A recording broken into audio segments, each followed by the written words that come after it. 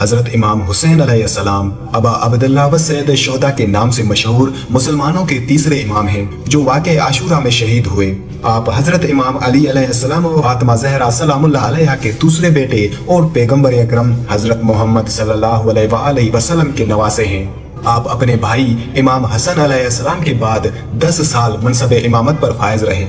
شیعہ و اہل سنت تاریخی مصادر کے مطابق پیغمبر خدا نے آپ کی ولادت کے وقت آپ کی شہادت کی خبر دے دی اور آپ کا نام حسین رکھا۔ رسول اللہ صلی اللہ علیہ وآلہ وسلم حسنین علیہ السلام کو بہت چاہتے تھے اور ان سے محبت رکھنے کی سفارش کرتے تھے۔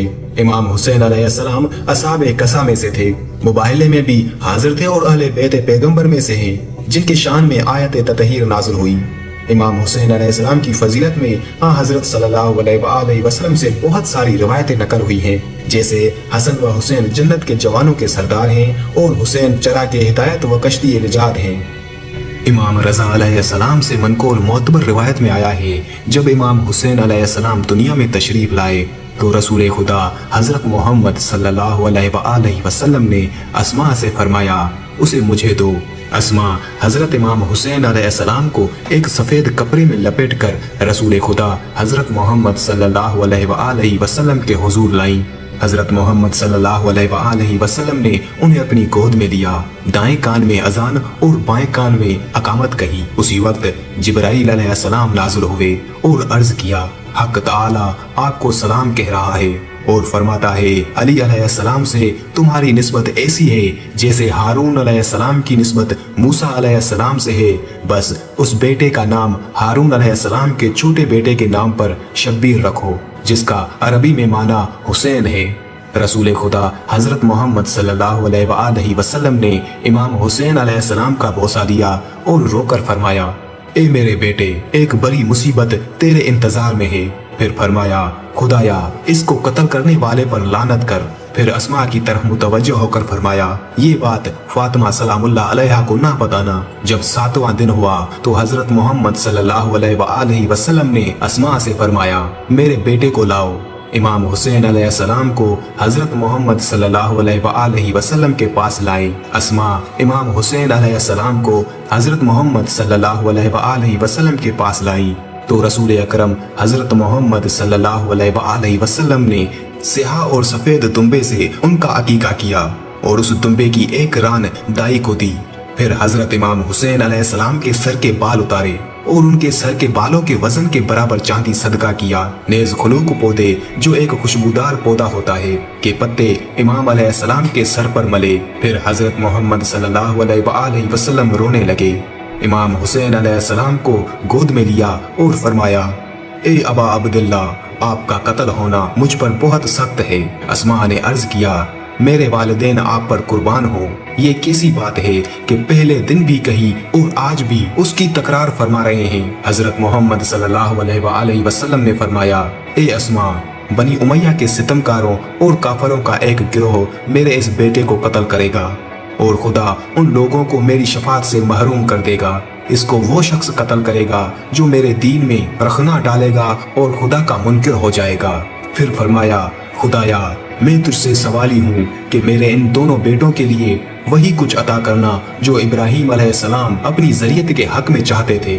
خداوند ان کو دوست رکھ اور ہر اس شخص کو دوست رکھ جو ان کو دوست رکھتا ہے اور لعنت کر اس شخص پر جو ان کو دشمن سمجھے۔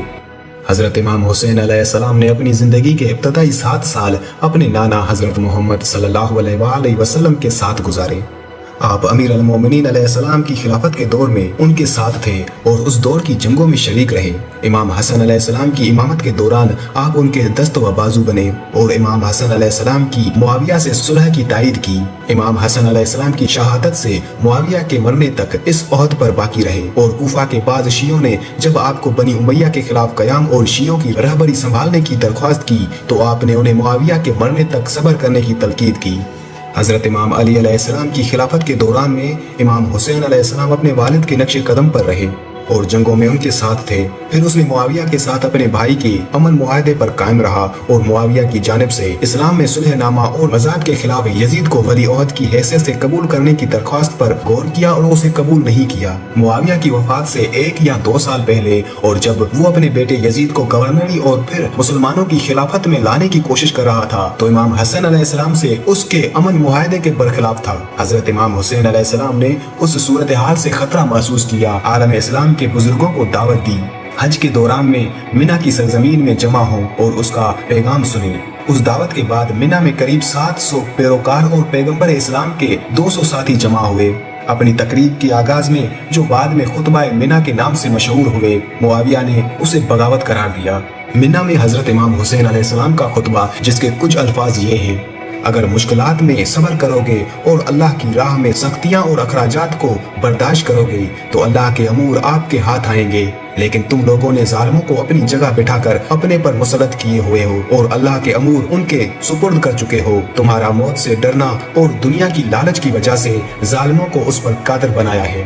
मुआविया की वफात के फौरन बाद 15 रजब 60 हिजरी 22 अप्रैल 680 ईस्वी को यजीद ने मदीना के हाकिम वलीद बिन उतबा को इमाम हुसैन अलैहिस्सलाम, अब्दुल्ला बिन जुबैर और अब्दुल्ला बिन उमर से बैत लेने का हुक्म दिया।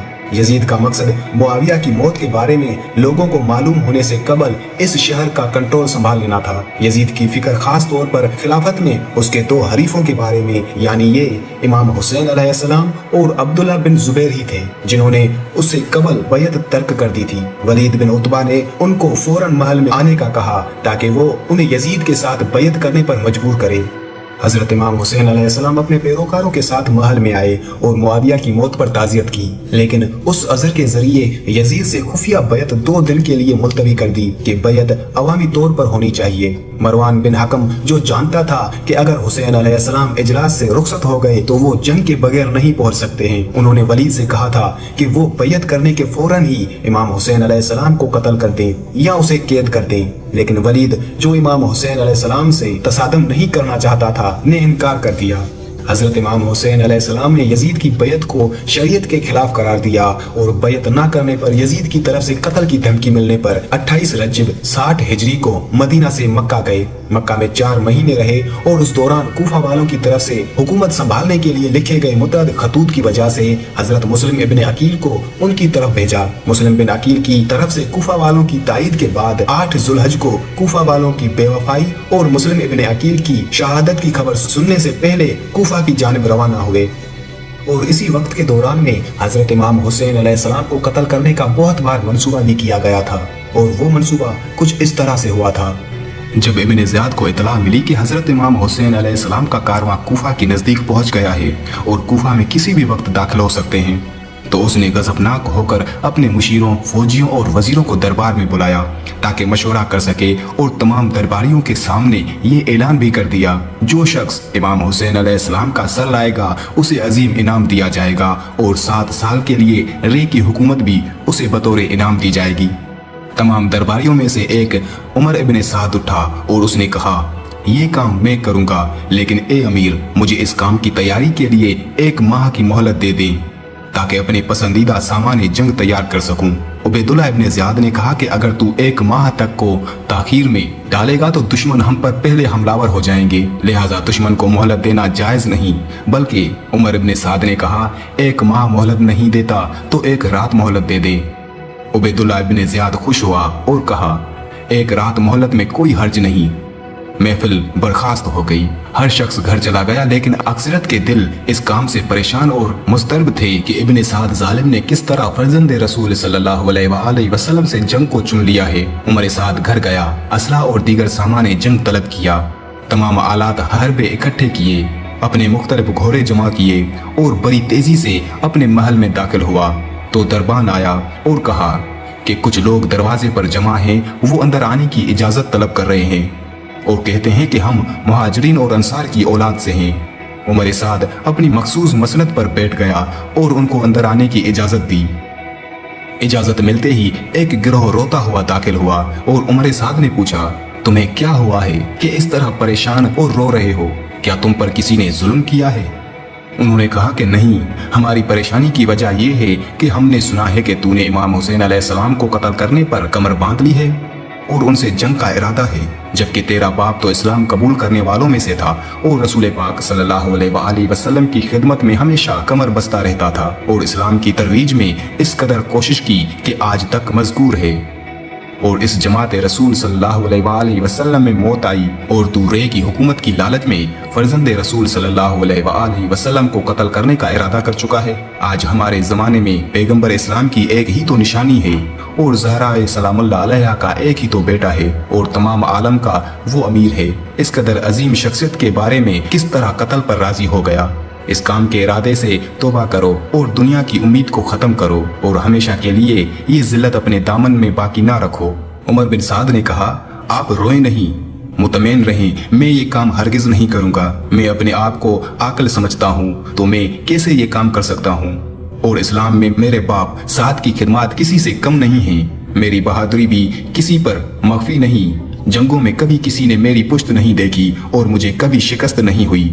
मुहाजिरीन व अंसार ने कहा, तुम जो कह रहे हो सही है, लेकिन ये भी बता दो कि फर्जंद रसूल सल्लल्लाहु अलैहि वसल्लम से जंग करेगा या नहीं? इमाम अली अलैहिस्सलाम के फर्जंद से लड़ने का पक्का इरादा कर चुके हो या नहीं? इस किस्म की बहुत सी बातें की और रोते रहे। उमर बिन साद ने अपना सर झुका लिया और इमाम हुसैन अलैहिस्सलाम के बारे में सोचने लगा कि इमाम हुसैन अलैहिस्सलाम को कत्ल करके हुकूमत रे लूं या हुकूमत रे की लालच में कत्ल ना करूं। काफी देर के बाद सर उठाकर कहा कि हकीकत यह है कि ईमानी भाई और मुखलिस दोस्तों की नसीहत को कबूल करने के सिवा कोई चारा नहीं। मैंने आंखों से तुम्हारी बात को कबूल कर लिया। दरअसल उमर इब्न साद ने मुहाजिरीन व अंसार की औलादों की तसल्ली की खातिर ये कहा कि मैंने तुम्हारी बात कबूल कर ली, लेकिन बातिन में अपने इसी पक्के इरादे पर था जो वो कर चुका था कि रे की हुकूमत लूंगा। या ये भी मख्फी ना रहे कि उमर इब्न साद की तरफ से कत्ल इमाम हुसैन अलैहिस्सलाम को कबूल करने के ये कैफियत मशहूर कौल के खिलाफ है, क्योंकि साहिबान तारीख व मक्तल ने लिखा है कि कत्ल इमाम हुसैन अलैहिस्सलाम की उमर इब्न साद ने खुद ख्वाहिश जाहिर की थी। जब इमाम हुसैन अलैहिस्सलाम करबला में वार्द हो चुके थे तो इब्न ज़ियाद ने इब्न साद को इमाम हुसैन अलैहिस्सलाम से जंग के लिए भेजा और उस काम के बदले हुकूमत रे देने का वादा किया। इब्न साद कूफा से बाहर आया और खुफिया तौर पर अपने लश्कर को मुरतब किया और दरबार इब्न ज़ियाद में गया। इब्न ज़ियाद ने भरे दरबार में बड़े बड़े सरदारों के सामने ये मसला रखा, लेकिन किसी ने हामी ना भरी। तो इब्न ज़ियाद ने इब्न साद को बुलाया और कहा कि पहले करबला जाओ और इमाम हुसैन अलैहिस्सलाम का सर जुदा करके लाओ और अपने अमीर की अताअत करो। इब्न साद ने इब्तदाई में इनकार किया, लेकिन जब इब्न ज़ियाद ने कहा कि अगर इमाम हुसैन अलैहिस्सलाम को कत्ल करने नहीं जाते तो रे की हुकूमत का अहदनामा वापस कर दो। उमर इब्न साद जो हर सूरत में हुकूमत रे का मुतलाशी था और इस मकसद के लिए बुरे से बुरा काम भी करने को आमादा था, लिहाजा उसने इब्न ज़ियाद के जवाब में कहा कि मुझे एक रात की मोहलत दो ताकि सोच समझ कर फैसला कर सकूं। इब्न ज़ियाद ने कबूल किया और एक रात की मोहलत दे दी। उमर घर आया, अपने दोस्तों और बरादरी से मशवरा किया तो हर एक ने उसे रोका। उस रात वो जागता रहा और सोचता रहा कि फर्जंदे ज़हरा सलामुल्लाह अलैहा को कत्ल करूं या रे की हुकूमत के मजे लूं। अगर जिगर गोशाए ज़हरा सलामुल्लाह अलैहा को कत्ल करूं तो हमेशा की शहादत से महरूम और जहन्नुम का ईंधन बनूंगा। अलबत्ता उसके बदले हुकूमत रे जो अरसादारी से मेरी ख्वाहिश थी मिल जाएगी, या हुकूमत रे और ज़ाहिरी रियासत को छोड़ दूं और ये खयानत ना करूं और अपने आप को जहन्नम के शोलों के हवाले ना करूं। वो सारी रात हैरान व सरगर्दा रहा। सुबह इब्न ज़ियाद की दरबार में आया। उसने पूछा, क्या फैसला किया है? इब्न साद ने कहा, ए अमीर, तुमने पहले मुझसे हुकूमत रे का अहद किया है। ये बात लोगों को मालूम है क्योंकि उन्होंने मुझे मुबारकबाद दी है, और अब कहते हो कि पहले करबला जाओ और पैगंबर इस्लाम हजरत मोहम्मद सल्लल्लाहु अलैहि वसल्लम के फर्जंद को कत्ल करूं, वरना हुकूमत रे से माजूल हूँ। अशराफ कूफा में ऐसे लोग हैं जो ये काम कर सकते हैं। मैं उनसे ज्यादा बहादुर नहीं हूँ, लिहाजा मुझे करबला ना भेजो और मेरा जाना लाजमी नहीं, किसी और को भेजकर इमाम हुसैन अलैहिस्सलाम का काम तमाम कर दो। बस मेरी अमीर से गुजारिश है, जैसे पहले कॉल हो चुका है, कि मैं रे की तरफ जाऊं और वहां हुकूमत के कामों में मशगूल हो जाऊं, जबकि किसी और को भेजकर इमाम हुसैन अलैहिस्सलाम को शहीद करवा दो। इब्न ज़ियाद ने कहा, अशराफ कूफा में से किसी को करबला भेजने की जरूरत नहीं। मुझे तुम्हारे मशवरे की जरूरत नहीं। इस बारे में तुझसे मसलहत नहीं पूछी। खुलासा यह है कि अगर करबला नहीं जाते तो हुकूमत रे कतई नहीं मिल सकती। इब्न साद हुकूमत रे को दिल से नहीं निकाल सकता था, लिहाजा कहा, ए इब्न ज़ियाद, जैसे तेरा हुक्म है मैं वही करूंगा, यानी इमाम हुसैन अलैहिस्सलाम को कत्ल करूंगा। इब्न ज़ियाद का कासिद इमाम हुसैन अलैहिस्सलाम की खिदमत से वापस गया और उसने बताया कि इमाम हुसैन अलैहिस्सलाम ने तुम्हारा खत पढ़कर फेंक दिया और फरमाया कि ये खत इस काबिल नहीं कि इसका जवाब लिखा जाए। इब्न ज़ियाद ने उमर बिन साद से कहा कि मैं जानता हूँ कि काफी अरसा से तुम्हें हुकूमत रे की ख्वाहिश है, वाकई वो वसी और विलायत है और अमवाल में बहुत है। मैं चाहता हूँ कि हुकूमत रे और तबरस्तान तेरे नाम पर लिख दूँ और तेरी आरजू को अमलन पूरा कर दूँ। जब उमर बिन साद घर आया और अपने घर वालों को ये सारी बात बताई तो उनके घर वालों का रवैया कुछ यूं था। जब बड़े बेटे ने ये सुना तो कहा, हाय अफसोस, हाय अफसोस, ये कौन सी गलत फिक्री है जो तुमने ये सोचा है। ये क्या बेसूद मामला है।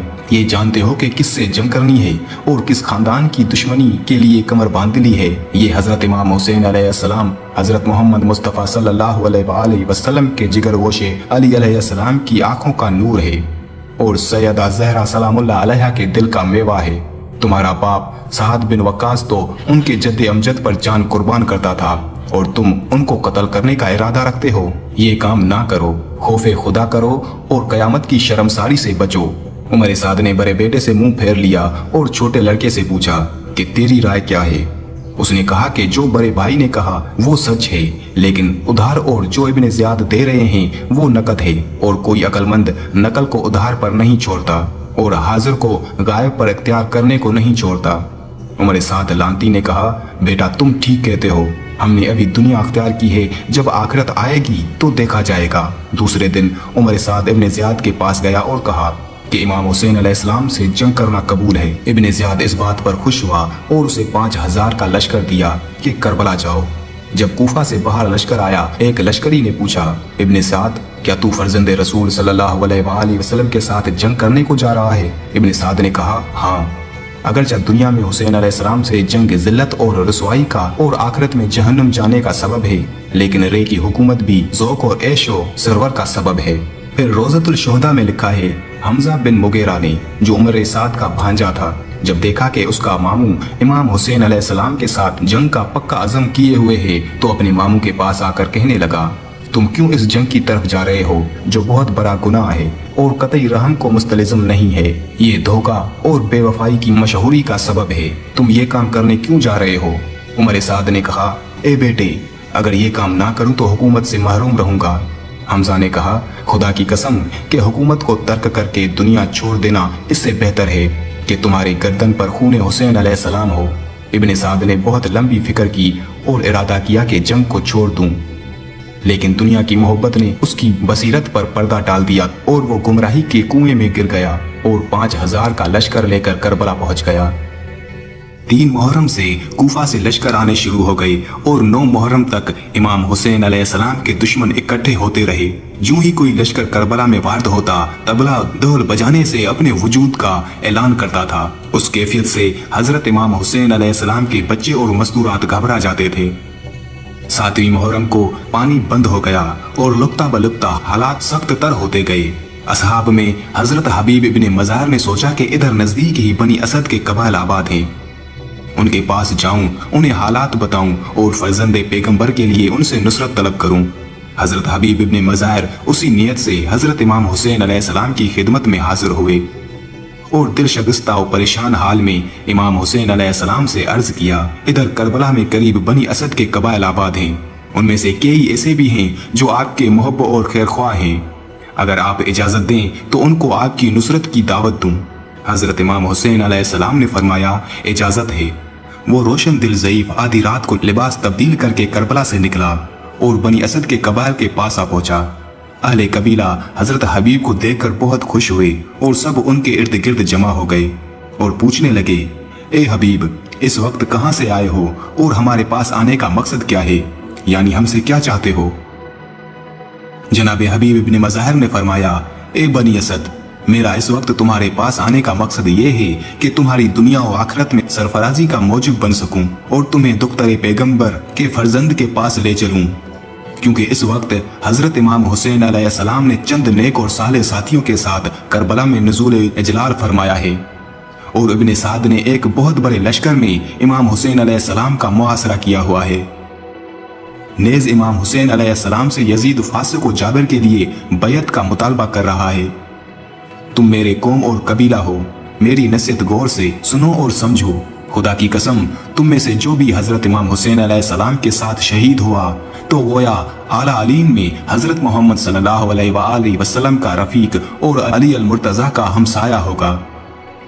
جب حضرت حبیب ابن مظاہر نے یہ بات کہی تو شیر دل نوجوان عبداللہ بن بشیر اٹھا اور عرض کیا، میں پہلا شخص ہوں جو یہ دعوت قبول کرتا ہوں۔ پھر بنی اسد کا ایک اور شخص اٹھا اور کہا، میں اس دعوت کو قبول کرتا ہوں، حتیٰ کہ 90 افراد بننے کے لیے اور حضرت امام حسین علیہ السلام کی نصرت کے لیے آمادہ ہو گئے۔ اسی دوران میں اسی قبیلے سے ایک شخص نے ابن سعد کو خبر کر دی اور کہا، قبیلہ بنی اسد سے 90 افراد امام حسین علیہ السلام کی نصرت کے لیے آ رہے ہیں، لہٰذا اگر کوئی رہا ہے تو ان کے آنے سے پہلے کوئی منصوبہ بنا لو۔ جب یہ خبر ابن سعد نے سنی تو ارزق پہلوان کو بلایا اور اسے 400 جنگی سپاہی دیے اور ان کو اسی راستے پر متعین کر دیا جہاں سے بنی اسد کے جوانوں نے آنا تھا۔ ابن سعد نے تاکید کی تھی کہ بنی اسد کا ایک شخص بھی حضرت امام حسین علیہ السلام کے کارواں میں شامل نہ ہونے پائے۔ ابن سعد کے ان 400 سپاہیوں نے بنی اسد کا مقابلہ کیا اور ان کو امام حسین علیہ السلام کے کارواں سے ملحق نہ ہونے دیا۔ شدید جنگ ہوئی۔ پھر حضرت حبیب ابن مظاہر نے ارزق کو مخاطب کر کے کہا، ہائے افسوس تم پر، تو ہمیں کیوں جانے نہیں دیتا؟ لیکن ارزق نے اس جماعت پر حملہ کر کے ان کو متفرق کر دیا۔ جب بنی اسد کے لوگوں نے دیکھا کہ ہم اس لشکر کا مقابلہ نہیں کر سکتے تو واپس چلے گئے۔ پھر عمر ابن سعد کے ڈر سے کہ کل لشکر بھیج کر ہمیں قتل نہ کر دے، رات کو ہی انہوں نے اپنے خیمے اکھاڑے اور اپنا ضروری سامان لے کر کسی غیر معروف مقام پر پناہ لینے پر مجبور ہو گئے۔ عاشورہ کے دن امام حسین علیہ السلام اور عمر ابن سعد کی فوج کے درمیان جنگ ہوئی، جس میں امام حسین علیہ السلام اور آپ کے اصحاب و انصار میں سے 72 آدمی شہید ہوئے، اور شہادت کے بعد حضرت امام سجاد علیہ السلام جو اس وقت بیمار تھے اس سمیت خواتین اور بچوں کو اسیر کر کے کوفہ اور شام لے گئے۔ امام حسین علیہ السلام اور ان کے ساتھیوں کے جنازے 11 یا 13 محرم کو بنی اسد نے کربلا میں دفن کیے۔ حضرت امام حسین علیہ السلام کی شہادت نے مسلمانوں خاص کر کے شیعوں پر بڑا اثر کیا، اور ہر مسلمان اپنے اماموں کی پیروی کرتے ہوئے حضرت امام حسین علیہ السلام کی عزاداری اور ان پر گریے کا خاص طور پر محرم و سفر کے مہینوں میں بہت اہتمام کرتے ہیں۔ معصومین کی روایات میں زیارت امام حسین علیہ السلام کی بھی بہت تاکید ہوئی ہے، اور ان کا حرم مسلمانوں کی زیارت گاہ ہے۔